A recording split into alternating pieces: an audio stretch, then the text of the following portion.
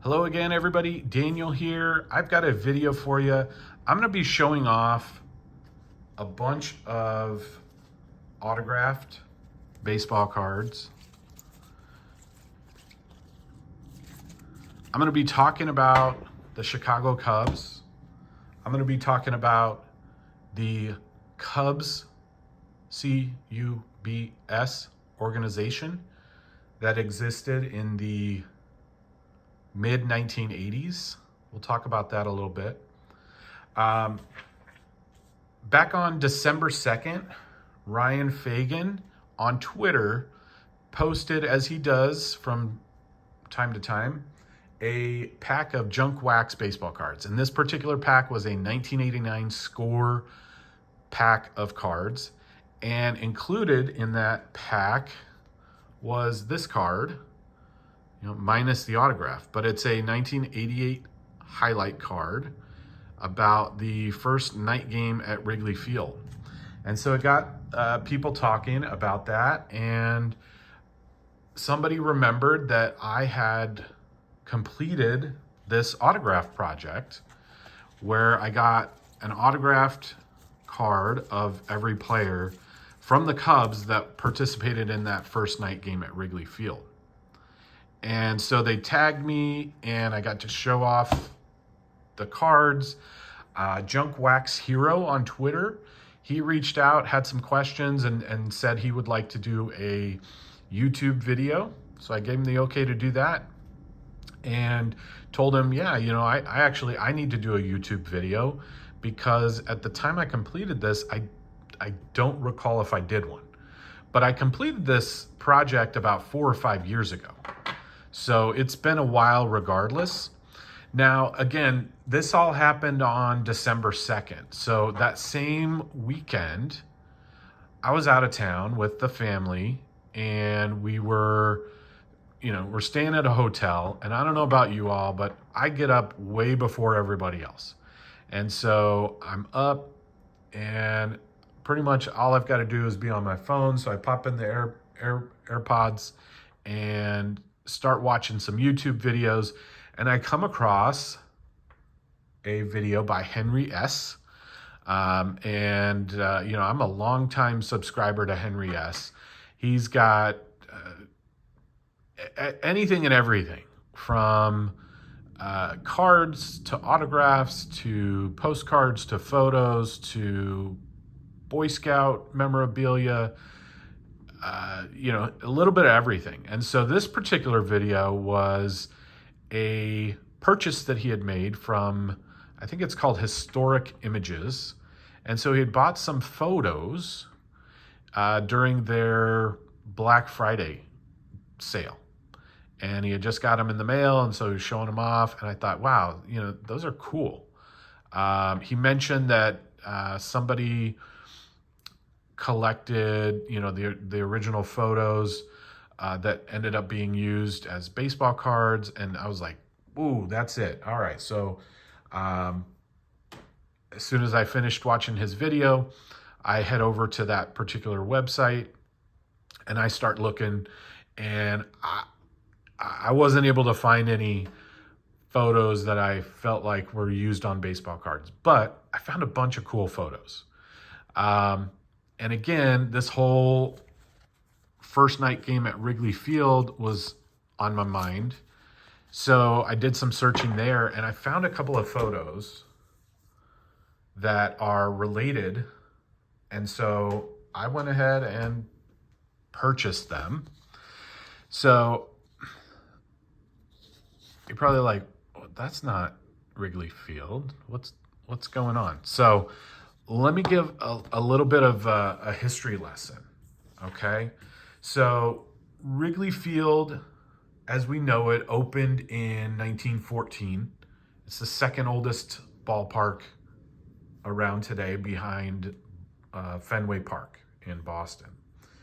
It was originally Weigman Park. In 1920, though, the Wrigley family, Wrigley's Chewing Gum, they bought the Cubs and the park with it. And in 1926, they renamed it Wrigley Field. Okay. At the time, there was no night baseball. Night baseball didn't come around until the 30s, and really like the mid 30s before it was kind of widespread. And so the Cubs and Wrigley Field didn't have lights. They were planning on installing lights though. In the early 1940s, World War II happened and that got put on hold. And then it just became, hey, Wrigley Field is the field that doesn't have lights. We play all of our home games during the day. It's great. Ernie Banks loved the day games. Famous quote where he said, I play all of my home games under one light, and that's God's light.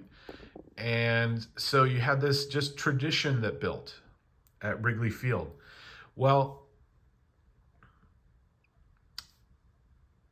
the Wrigley family sold the Cubs in 1981 to the Chicago Tribune. And the Chicago Tribune, it was no longer a family business. This was a business. And they wanted to make money and knew that they needed to win in order to make more money. And they needed to have better TV deals and better advertising and more attendance and things like that. And so they started saying things like, in order to do this, we need to have night games at Wrigley Field. And Wrigley Field is built right in the middle of a neighborhood. So you have people living right around Wrigley Field that are like, whoa. No, we don't want night games because we don't want to deal with the traffic. We don't want to deal with drunk fans after the game. We don't want to deal with the noise. We don't want to deal with the lights in our backyard, right? And so they formed an organization called Citizens United for Baseball in Sunshine, C.U.B.S. And they fought to keep Wrigley Field free of lights. And so this particular photo here is from 1984. You can turn it over. Pretty cool. I think the back is just as fascinating as the front because you've got all this information here. So this was for the Chicago Sun-Times. The photograph was by Don Bierman. December 20th, 1984. And then you've got kind of the recap, which appeared in the Chicago Sun-Times Friday, December 21st, 1984 edition of the newspaper. So it says, Citizens United for Baseball and Sunshine have press conference concerning the Cubs' initiation of a suit of not being able to put up lights at Wrigley Field. So what happened is 1984, the Cubs did something that kind of shocked everybody, and that's that they won some baseball games. They actually made the playoffs.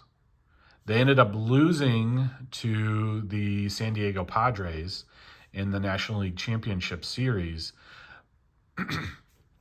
But the issue was, hey, the TV deal that Major League Baseball has with ABC and NBC says that the World Series games have to be at night.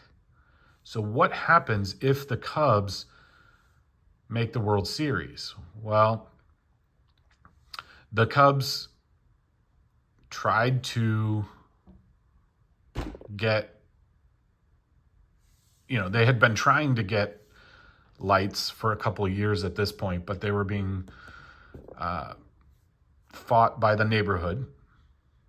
And the neighborhood had actually gone and had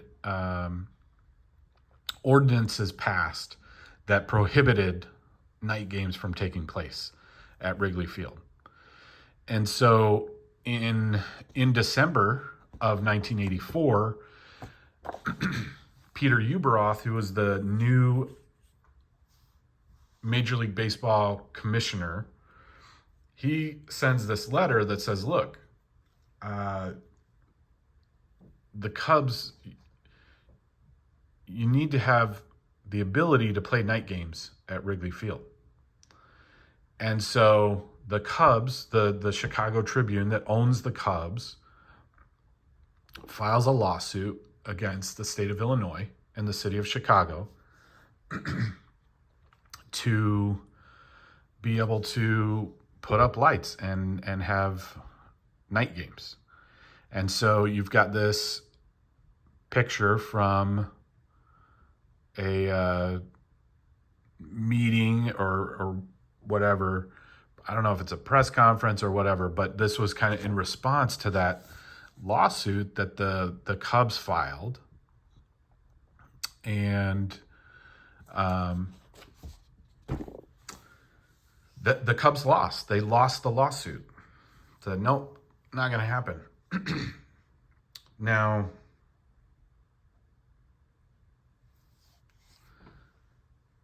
so what can the Cubs do?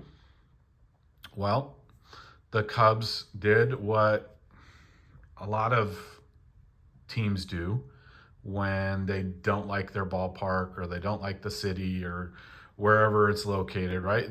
They threaten to move. And so that's what the Cubs did. They said, okay, well, if you don't want us to play night games at Wrigley Field, we'll move. And so they threatened to move to a suburb of Chicago, Shumway, and the sentiment changed a little bit. It was like, whoa, wait. Okay, I mean, you're not really going to leave, right? Now, there were still people that did not want lights at Wrigley Field. This photo is from March 6th of 1988. So by this time, the deal had already been worked. Hey, we're going to keep the Cubs at Wrigley Field in Chicago. We're going to allow them to have, I think in 1988, they could have 8 night home games. And after that, it would be 18 night home games per year.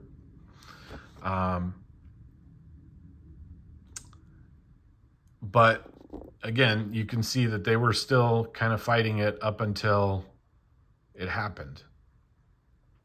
The first night game was scheduled for 8/8 of 88. So August 8th, 1988. It was between the Chicago Cubs and the Philadelphia Phillies. Game started amid huge fanfare. I mean, this was historic. Obviously, you know, the last holdout as far as night games go. You had all this, the hoopla surrounding the fight to not have night games at Wrigley Field, and you know, lawsuits and threatening to move and all of this. And so it was a huge deal. Well, it rained, and they ended up having to call the game in the 4th. And so since it didn't get to the 5th inning, it doesn't count as an official game. So the first official night game at Wrigley Field did not take place until the next night, which was August 9th, 1988. And that was against the New York Mets. The Cubs ended up winning that game 6-4. And the rest is history, right? So back in 2013, is when I came up with the idea of getting this particular card signed by each of the players on the Cubs that played in that first night game at Wrigley. Okay. It took me about 5 years to finish the project. So I didn't finish until 2018. So let's kind of go through this. I have them in order. So you have Sean Dunston, who was the leadoff batter, shortstop. Next up, batting second, Ryne Sandberg, Hall of Famer. Batting third, Mark Grace. Great player. Cleanup, Andre Dawson, the Hawk, Hall of Famer. Batting fifth, Vance Law, son of Vern Law. Played third base for the Cubs. Next up, you have Mitch Webster, center fielder.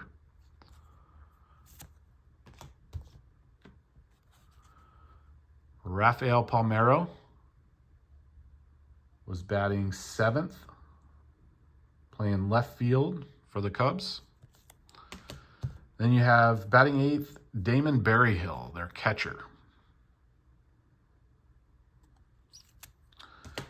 Batting ninth, the starting pitcher, Mike Bilecki. So he was lifted for pinch hitter Manny Trio. And then Frank DiPino came in relief, and he ended up being the winning pitcher. But he was actually lifted during the game as well. You have pinch hitter Jody Davis, who came in, got a hit and an RBI, but then was lifted for pinch runner Darren Jackson. Then you have pitcher Pat Perry that comes in late in the game, is lifted for another pinch hitter, Jerry Mumphrey. And then Hall of Famer Goose Gossage comes in to close out the game and get the save.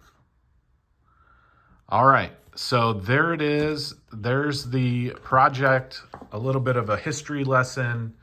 You have a couple of great photographs from the Cubs organization. Again, Citizens United for Baseball in Sunshine. And so, it kind of just all came together from a tweet about a 1989 score baseball pack to Twitter kind of reminding everybody and myself that, hey, there was somebody that got all of those cards signed by the Cubs players, to watching a video from Henry S. and getting a couple of great autographs or photographs to go with this project. So if you made it all the way to the end, I appreciate it. Give the video a thumbs up.